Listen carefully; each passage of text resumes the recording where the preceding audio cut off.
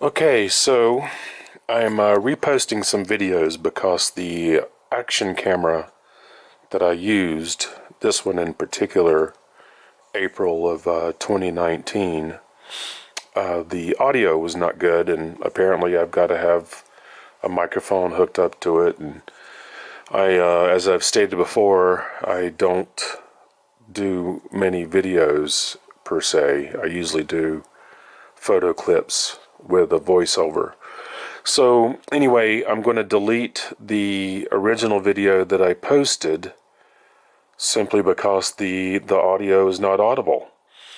But I had happened to stop by a location on the southwest side of the Salton Sea, pretty much on Highway 86. It's nearer the Sunny Bono Wildlife Refuge, and even though it was April, it was awfully hot out there.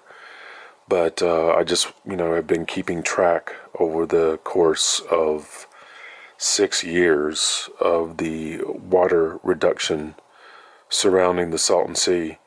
And this was a particular location. It's off Highway 86, I'd say a mile and a half from the highway.